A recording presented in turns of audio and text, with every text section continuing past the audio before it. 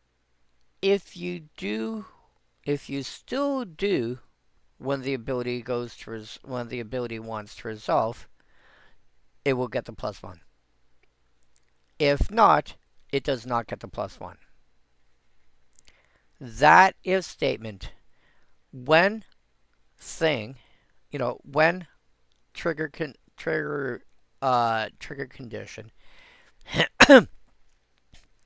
if X is true, triggers, result of trigger. If that thing is not true when it wants to trigger, it doesn't happen.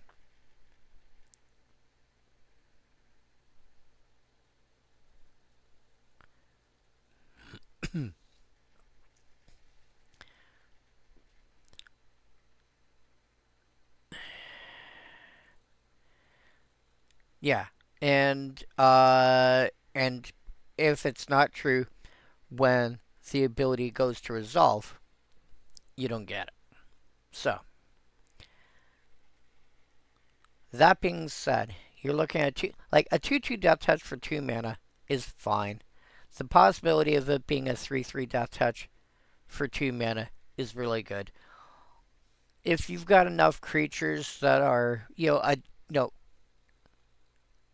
especially if you've got any sort of global pump along lines of Gaia's Anthem, it is incredibly easy to turn on. And in fact, if you can make this into a 4/4 by itself, then when it attacks, it's attacking as a 5/5 death touch. Alright, let's finish this off.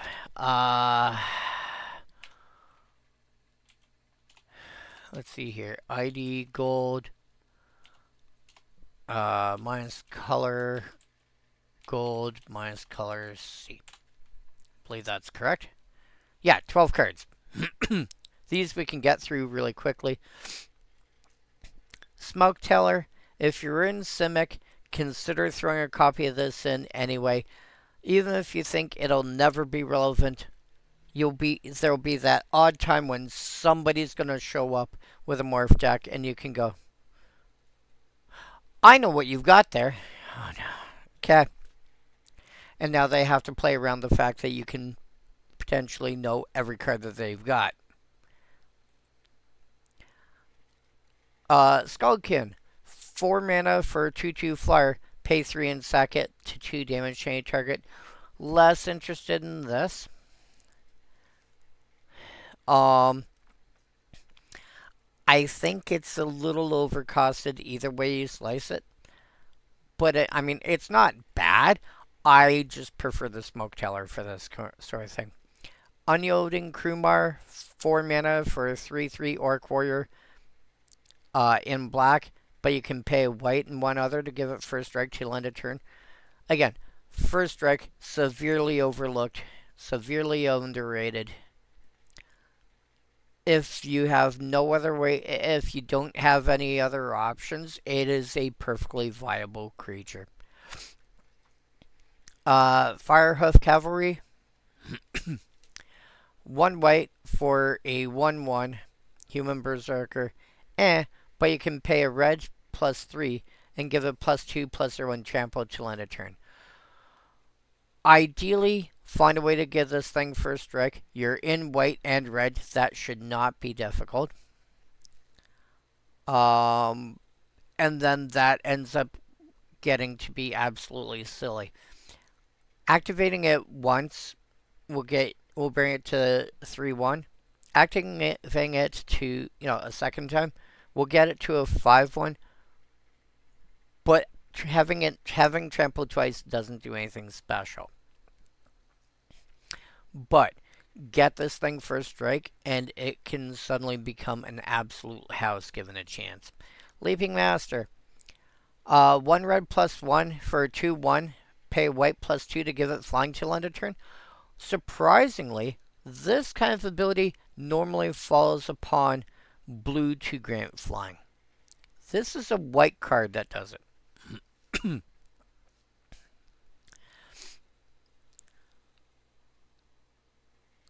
It's not great. Like, it's not incredible.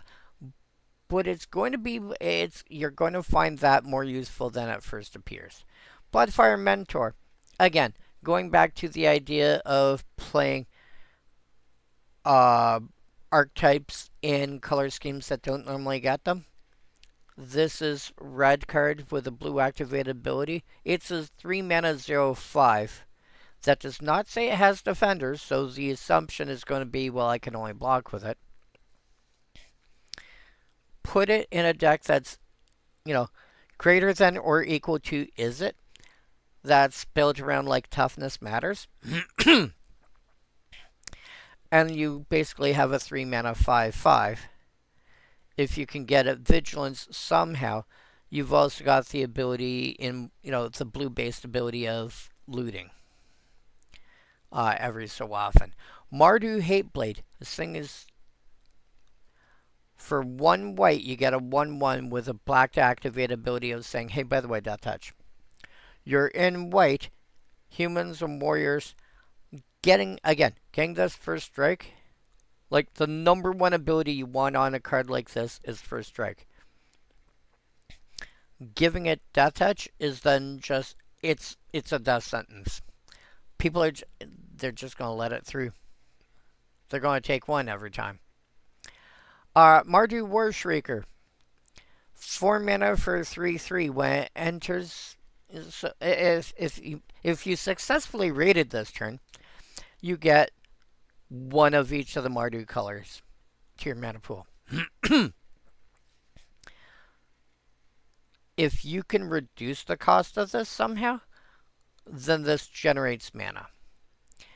And if you have another card that can allow this to return back to your hand, you can potentially end up generating a bunch of mana in a single turn. I'll let you figure out how you want to do that. It is theoretically an option. Kiru Dreadmaw. Black +4 for 4/4 defender. People are like, why am I spending 5 mana on a 4/4 defender? Pay green and white and sack another creature to gain life equal to the creature's toughness. It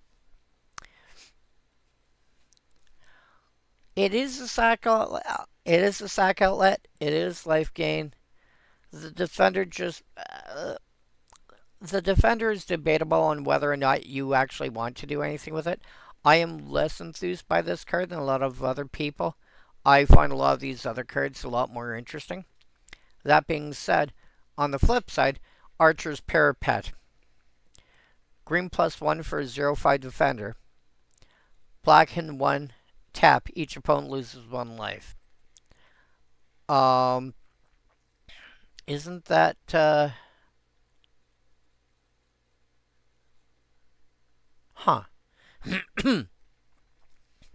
It's the same color scheme as the color I just looked at. I would rather play this in a heartbeat. And again, in a defense matters deck, a 0/5 for 2 is a really good starting point. The fact that it's got defender isn't going to really be a big deal. Black +1 tap, each opponent loses 1 life. You are now starting to look at a Golgari, greater than or equal to Golgari burn deck, because this can slowly just burn people's life away turn after turn. It's not unreasonable that you can go, over the course of the game, each player's taking 5, 6, 7, 10 damage from this. And then finally somebody goes, alright, fine, kill it. Congratulations, you've probably spent a premium removal spell on a 2-drop. And Bottom of the Spring. 1 mana for 0/3. You can pay green +1, tap and sack it for rampant growth. And in fact, the activation cost is the same cost as rampant growth. If you're in a Simic Landfall deck, this automatically can slot in. It's also a 0/3, which in a Toughness Matters deck of any description that's in at least Simic, Now you've got a 3/3, and it doesn't say can't attack. It's also an elemental. You know, there's lots of things going on there. And then Rattleclaw Mystic, which I always thought was hilarious because in Standard, what I saw here was I play this on turn 3. On turn 4, you know, I have three planes in play. Right? Again, Standard, not Commander. I have 3 planes in play. I will cast it face down. The following turn, I spend 2, I play another land. I spend 2 mana, turn it face up. I've got 2 mana here. I've turned it face up. I got 3 more. I tap it. On turn 4, in a deck that appeared to be mono white, I now have 6 mana available. Because 1, 2, 3, 4, 5, tap 6. Now, you're not going to do that in Commander because that's,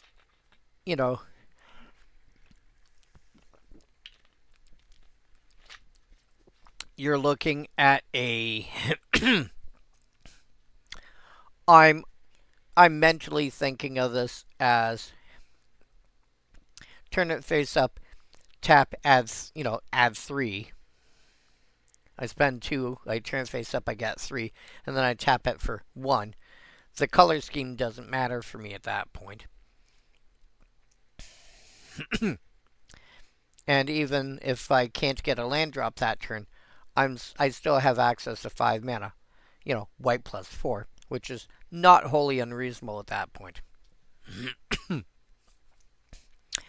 But what I do see here is I see, this is a card that's in Teamer, so Teamer Plus. The worst it is, the absolute worst it is,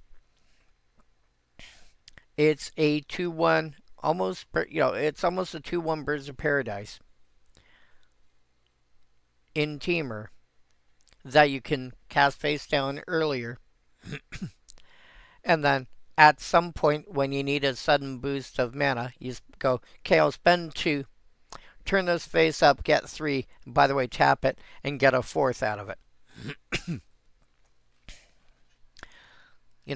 Worth playing. Multicolored cards. There's 56 of them. I'm not going through 56 of them. Ifrit Weapon Master. 6 mana for 4/3 first strike. When it enters or is turned face up, another target creature you control, so it can't be itself, but anything else, plus 3 power till end of turn. More, you get to turn it face up for 1 less than its initial cost. It's fine. Again, it is a 4 power first strike that can also pump one of your other creatures. I wish it gave first strike in addition, maybe plus 2 in first strike or something. But yeah, it is not unreasonable, but I do think it is on the lower end of playable. Snowhorn Rider, 6 mana, 5/5 trample, turns face up for 5 in Teamer. The previous one was Jeskai, incidentally. With the amount of mana generation that you can get in Teamer, Red surprisingly does pretty well for abilities that say tap, add mana, or abilities of that nature. Green, obviously, you're already there. Blue, less so, but it does get some. It also gets some filtering of colorless mana into blue, or just creating colorless mana anyway. So, it's not unreasonable. You can actually get this on, let's say, turn 4. And it's a 5/5 trample, which is fine. Abzan Guide. Surprise, surprise, it's an Abzan. 6 mana, you get a 4/4 lifelink, which morphs for 5. I would rather cast this face down. This is going to. I wouldn't say this fights for a slot with something like Exalted Angel, but it's going to play similarly, but one less toughness, and it's in the three colors. This is a sort of card that, like Exalted Angel, you would rather play face down for 3 and then use some other effect to turn it face up. High Sparring Mantis, 4 mana, 3/3 Flying Trample. Good combination of abilities. If, any sort of boost, any sort of boost with this thing is going to make it really, really good. Flying and Trample is a really interesting combination. It's also an insect, which is kind of interesting. I mean, I get it. It's a mantis. That obviously just makes sense, but it is an interesting thing to consider when you're deciding about your deck. Obviously, it doesn't go into a dragon deck. If you don't care about the types, though, it's a fascinating. It's one of those cards that doesn't look like much, but I think it does just enough to actually be worth looking at. It's not flashy, it's not fancy, but it's going to work just well enough in the right kind of decks.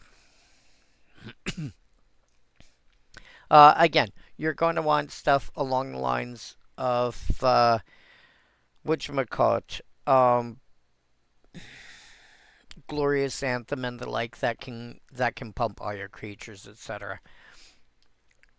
Armament Core, 5 mana, 5 mana in Abzan for 4/4. When it enters, you get 2+1/+1 counters to put wherever you want. Among your own creatures. But you could suddenly you could put them on the core itself and have a 5 mana 6/6. Also keep in mind that because it ends up with +1 counters, you get any synergies that care about +1 counters or counters in general being modified, etc. You can also split them amongst, to other stuff to do that. You also have the ability of, because they're +1/+1 counters specifically, of neutralizing -1/-1 counters that are on your thing, that are on your stuff for other reasons. For example, if you've got a Moon Shadow out, and then this, you can go, oh, hey, by the way, since I'm here, I'm going to knock 2 of your counters off. So you're already, instead of being a 3/3, now you're a 5/5 menace. Rakshasa Death Dealer.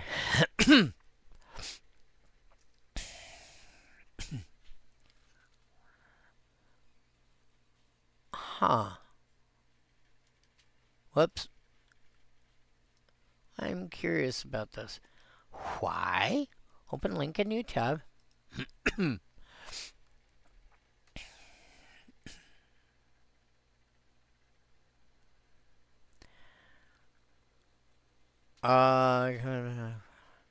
Find ways to update the game's language and the visual representation with a.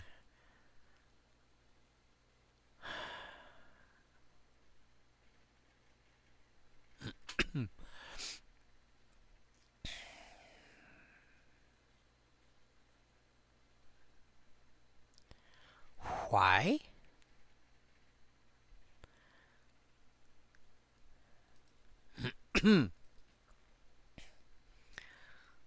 I I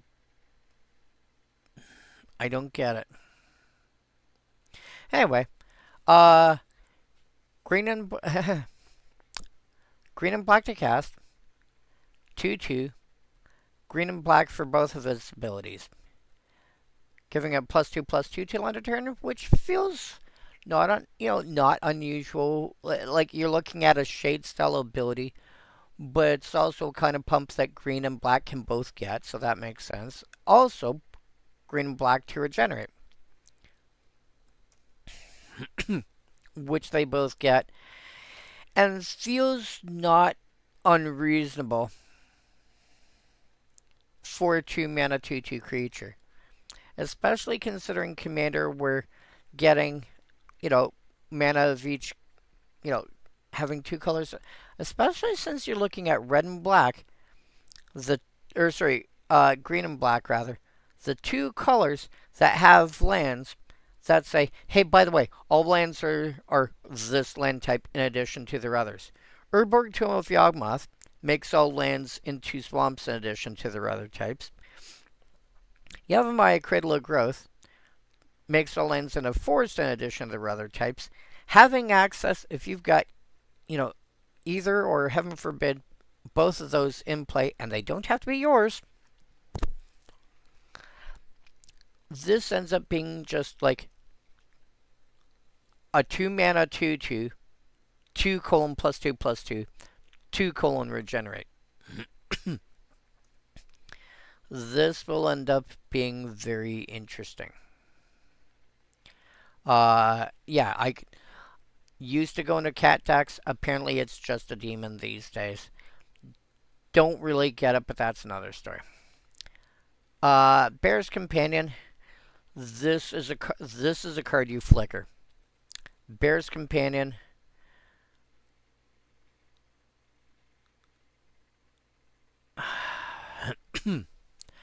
It's in Teamer, so one of each Teamer color +2. You get a 2/2. When it enters, you make a 4/4 bear. You just sit there and you flicker it. You copy it with whatchamacallit,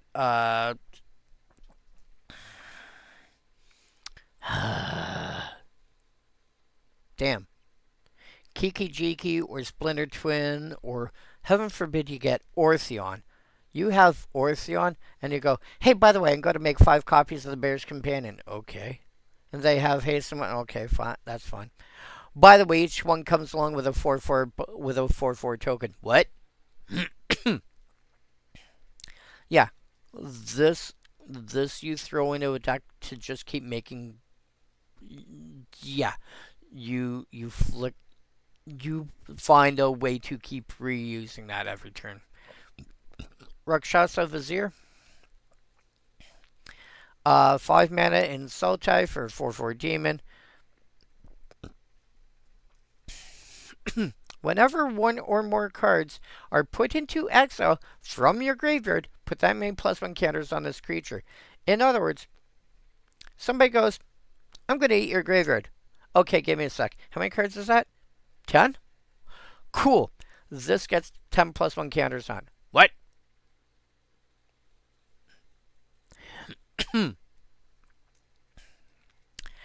And if somebody goes, I'm going to eat a card out of your graveyard with Scavenging Ooze. I'm going to eat another one. I'm going to eat another one. Every counter they're getting on Scavenging Ooze because they ate out of your own graveyard is going to grow the Vizier as well.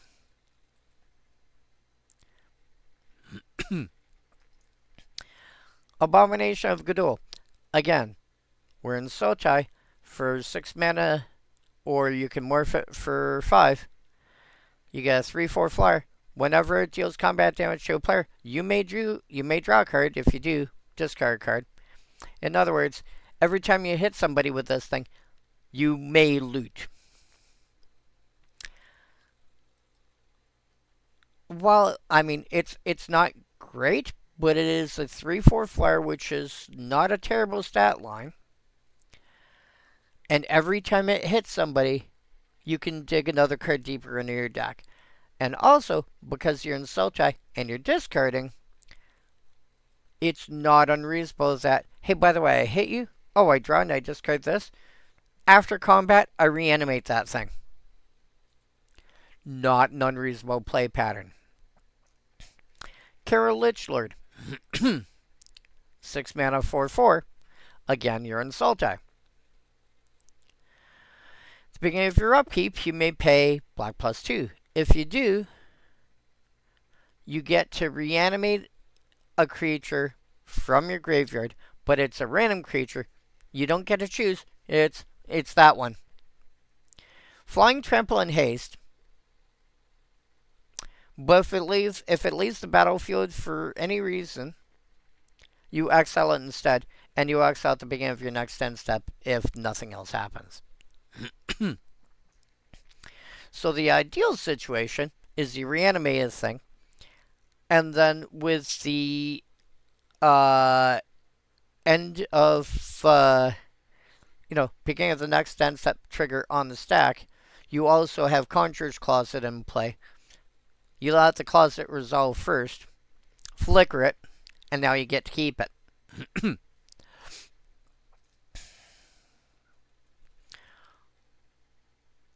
Also, if you can remove, I think if you can remove that, let the exile ability go on the stack and then hit Sundial of the Infinite and remove that off the stack, I think Flying Trample and Haste is permanent.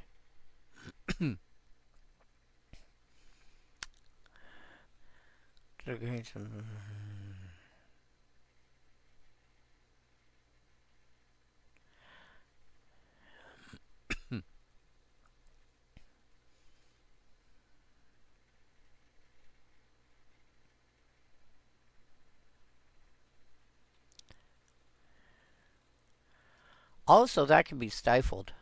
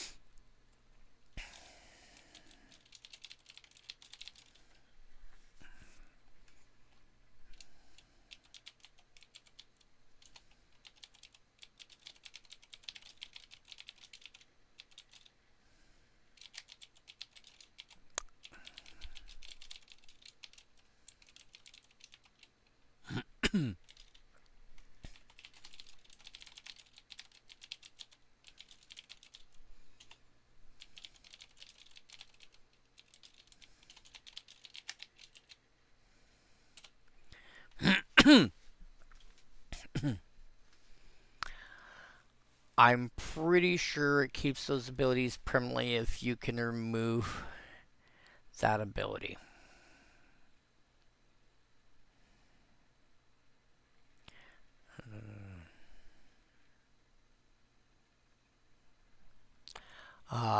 I will get an answer back to you momentarily. Avalanche Tusker, 5 mana for 6/4. When it attacks, target creature defending player controls blocks at this combat of Fable.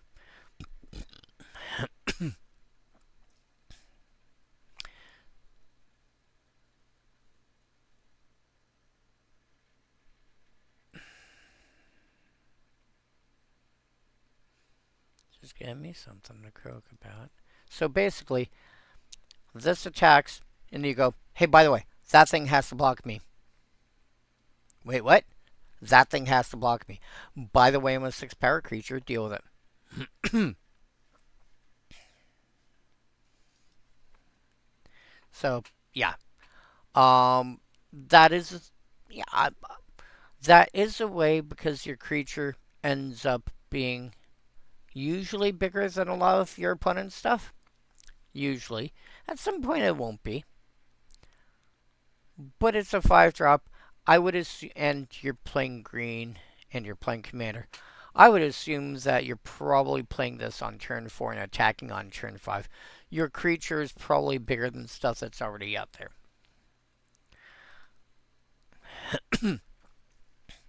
Playing back Brigade. 5 mana, 6 mana for 2/2. More for 5 in Mardu. When it enters or is turned face up, you get 3 goblin tokens. Yeah, this is a card that, again, you want to keep flickering, just like the Bear's Companion, and get a bunch, every turn. Hey, by the way, I get 3 more goblins, 3 more goblins, 3 more goblins, 3 more goblins. Deal with it. And it's like 2 cards. This and the creature.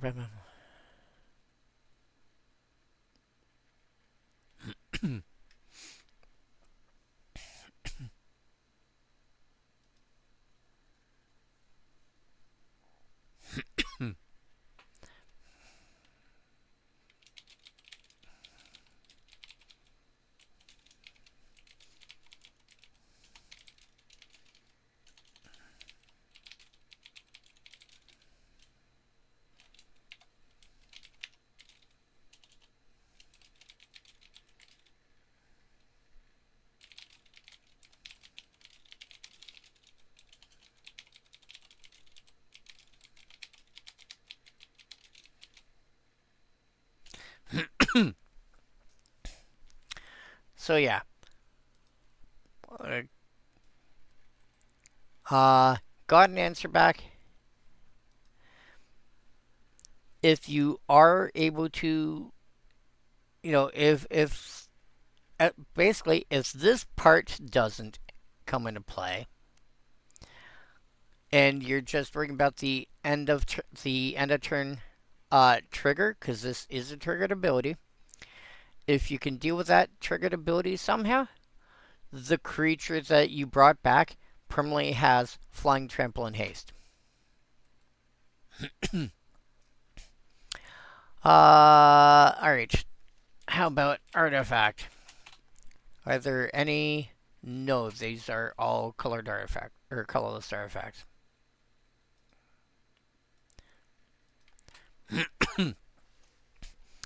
Witness of the Ages. Honestly, don't unless the morph part is incredibly important to you.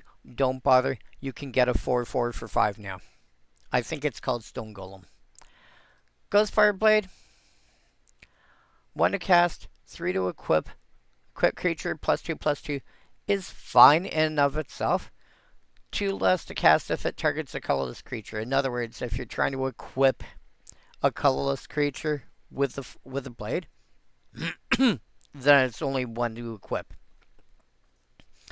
If you're looking at something like an Eldrazi deck and you want a size pump, maybe you're going for something aggro-ish. Maybe you're looking at an affinity deck. Then the blade is something that's reasonable to play. Lens of Clarity. Lens of Clarity, I think, is okay. Just straight up, just being able to look at the top card of your library all the time. It does so much and can inform future plays very easily. Looking at face down creatures, that's very occasionally going to come up, but the times it does come up, you're going to be thankful you have it. Heart Piercer Bow, 2 to cast, 1 to equip. Whenever a quick creature attacks, the bow deals 1 damage to target creature defending player controls. The bow deals the damage, not the equipped creature.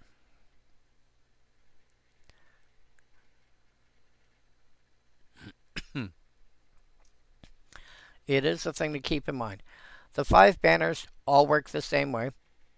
3 to cast, tap for one of the 3 relevant colors of that clan. Pay 1 mana of each of the 3 clans' colors. Pay 1 mana of each color of the clan's identity. And tap it and sack it to draw a card. So it's kind of like Mind Stone, but it produces 1 of 3 colors instead of colorless. It costs 1 more to cast, but it's 3 mana instead of just like 1 and tap to sack. And that 3 mana's got to be colored. But all 5 banners work the same way. Cranial Archive, 2 to cast, pay 2 and exile it, so you can even do it while it's tapped. Target player shuffles their graveyard out of their library, draw a card. If you need another card to get your stuff back, Cranial Archive, Like, ideally, the first card that you want for this kind of slot is, whatchamacallit, Elixir of Immortality. Cranial Archive is not a bad backup. It's also only 20 cents. It also cantrips. Briber's Purse, extra cast. Enters with X gem counters. Pay 1, tap, and remove a gem counter. Target creature can't attack or block this turn. Dragon's Throne of Tarkir. 4 to cast, 3 to equip. Legendary equipment. A quick creature has Defender and 2 tap. Other creatures you control gain trample, which is really important, and +X to end a turn, where X is this creature's power. So, this is the thing that you really want to equip to, like, let's say, a 2 mana 4/1. Wait, what? So you make it a 2 mana 4/1 with Defender, but pay 2 and tap it, and other creatures you control will get +4/+4 and trample to end a turn. Oh.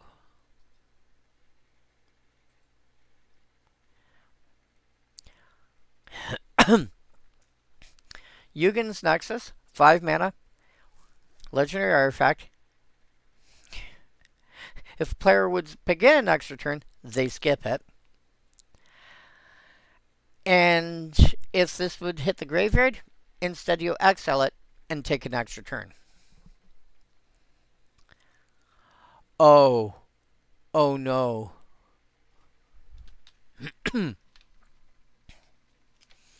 One moment, please. I have to fire off a quick message.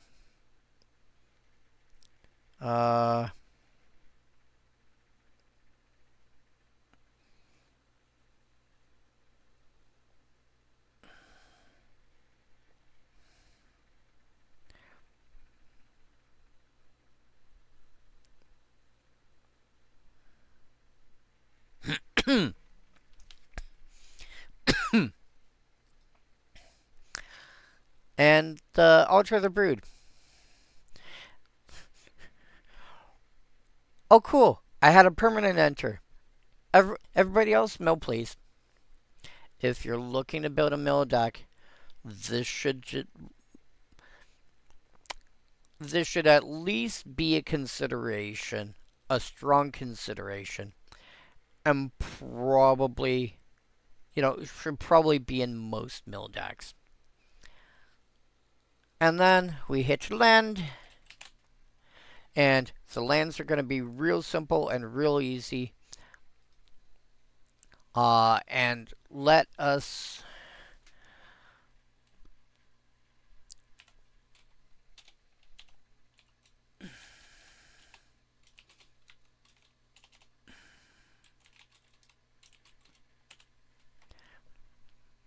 there we go. So,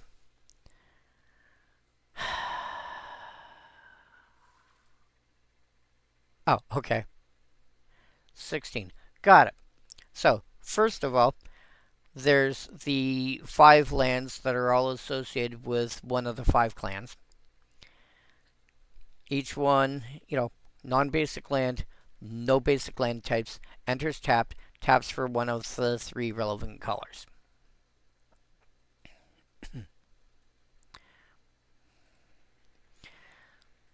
So, that's 5. 10 of them are this. That we've seen them get reprinted over and over again. They enter tapped. When it enters, gain a life. They're common. Tap, add one of either of 2 colors. There's 10 color pairs. There's one for every, for each of the 10 color pairs. And then the last one, Tomb of the Spirit Dragon. Think about Yugen. Taps for colorless. Pay 2 and tap it. Gain 1 life for each colorless creature you control.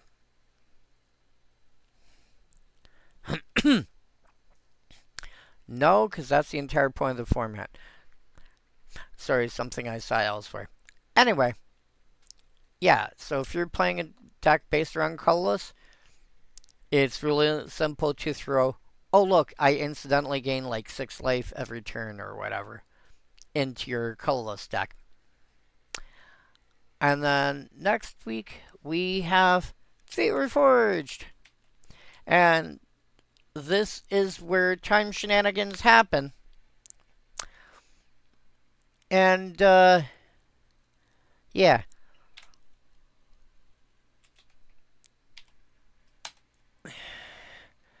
Time shenanigans happen, and now we don't know when we are. This is like dealing with time spiral all over again, except it's happening quote unquote in real time. Um, yeah, Sarkhan showed up on Tarkir and knew there were dragons, and came here and there were no dragons. So now he had to figure out what's going on. Anyway, see y'all next week. Pasta la pizza, everyone. Adios, and all that.